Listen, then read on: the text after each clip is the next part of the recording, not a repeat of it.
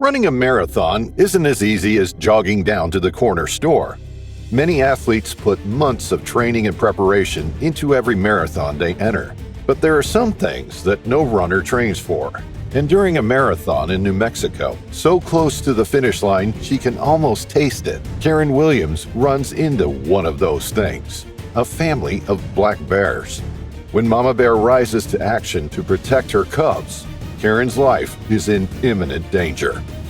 Hit like and subscribe. This is Fierce.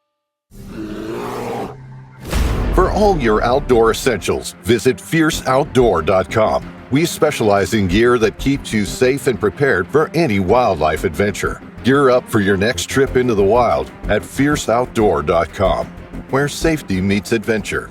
Karen Williams had been training for months for the Valles Caldera Marathon. At 53 years old, she had been running races like these for more than half her life. In 1984, she began running triathlons, which include running, swimming, and cycling. And at the age of 50, she started running ultramarathons, foot races longer than the traditional 26 miles of a marathon. Karen saw all of these as a challenge to overcome and found pride in every race she completed, whether she took a first-place victory or came later in the rankings. Today's race took place in the Valles Caldera National Preserve in New Mexico. The natural formation that lent it its name is a 13-mile-wide depression in the landscape, formed by an ancient volcanic explosion. Now dormant, it forms a stunning landscape filled with abundant meadows, natural hot springs, and surrounding pine forests. The wilderness supports a huge variety of wildlife. Within the preserve, there's over 24 official hiking and riding trails. A path was reserved through them for the runners to provide a clear path and prevent any interruptions from other recreational hikers or runners. It was the very last leg of the marathon. Karen Williams had put 23.5 miles behind her, less than 2 miles left until the finish line, and she was feeling good. At 30th place, she knew there wouldn't be a gold medal in her future, but that wasn't her goal. All she sought was the finish line. But as she crested the hill, she found an unexpected obstacle in front of her when a noise caught her attention. The noise was the sound of an angry black bear, and not just any black bear, but a mother with 2 bear cubs behind her. When Karen spotted the cubs in the distance, she knew that the bear charging towards her was going to be far more dangerous than if it were just on its own. She threw her arms up in the air and yelled.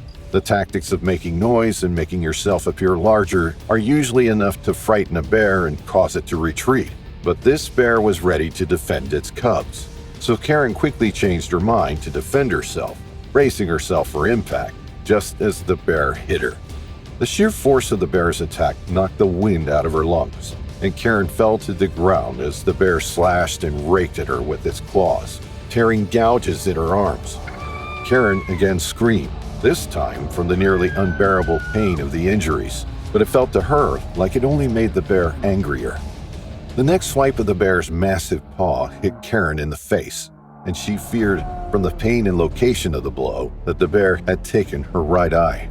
She covered the wound with her hand and rolled over onto her right side in an attempt to protect that side of her head, to keep the bear from attacking that spot again. The bear lunged in and closed its jaws around Karen's neck, going in for the kill. Karen went limp as the bear shook her violently from side to side, and when the bear finally released her, she curled into a ball and played dead. She remembered this advice from all the wilderness survival tips she had seen over the years. She was living the bear attacks they described so often as rare, and so she would play dead. It seemed to work. With Karen laying still and silent, the mama bear believed her job was done, and she lumbered off to gather her cubs. Karen was afraid to move. Though the mother bear was no longer on top of her, it was still with its cubs, and it still glanced in her direction now and then, checking to make sure Karen was still dead. Karen didn't know what the wounds to her face were like, or if the injury to her neck was deep enough, and if she might bleed out before the bear left. But she knew if she moved, she might attract the attention and the fury of the bear once more. It was another 10 minutes until Karen could no longer hear the huffing and grunting from the mother bear, and she could no longer hear the noises of the cubs. But Karen couldn't walk, or even open her eyes completely. She got to her knees and crawled into the shade, nauseated from the pain. Even crawling was difficult as her arms weren't working right. It was another half hour until someone came across her. The voice she heard was a familiar one. It was a runner she knew from a few other events, Ken O'Connor. He was able to call for help, and paramedics arrived quickly thanks to the help of an air ambulance helicopter.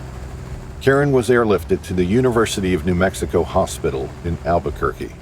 Her injuries were severe, but by some miracle, none of them were life-threatening. The bear's attack had missed any major nerves or arteries. The blow the bear had dealt to her face had fractured her eye socket, but her eye itself was undamaged. Part of her eyelid and eyebrow were missing, torn away by the bear's claws, a wound which required a skin graft to repair completely. There were severe injuries to her left upper arm and right forearm which took months to heal, and many other puncture wounds and lacerations requiring stitches. The mother bear unfortunately had to be euthanized. In New Mexico, any animal that attacks a person needs to be tested for rabies, and the test for rabies cannot be performed on a living animal. With the mother bear dead, the New Mexico Department of Fish and Game knew her cubs wouldn't survive on their own, and they began a hunt to track them down. It took an entire week, but on the Saturday after Karen was attacked, the bear cubs were located. Tracker dogs had startled them, and they climbed into the branches of a 90-foot tree for safety. The next day, wildlife officials returned with a boom truck and catch poles to remove the cubs from the tree without the use of a tranquilizer. The cubs, young enough that they weighed only 10 pounds each, were taken to a veterinarian and then transferred to a wildlife center for rehabilitation and eventual release. Despite the grievous injuries she sustained, requiring months of recovery and therapy, Karen Williams feels sorrow for the bear. The bear was just being a bear, and I was just being a trail runner. She was protecting her family, and I am so sorry that we were both hurt, she said. And she understands that the game and wildlife agents who had to capture and euthanize the bear were also just doing their job, a part of protecting animal attack victims from the potential of rabies, a disease that is guaranteed fatal without the immediate intervention of a vaccine. But if the state government were to provide rabies vaccines, she believes that in cases like hers, where the cause of the attack was so obviously the bear defending its cubs, there might not be a need to seek out and put these animals down. Karen Williams still spends her time running, making her way down the long road to recovery. But along the way, she's begun to advocate for the wild animals that changed her life so dramatically.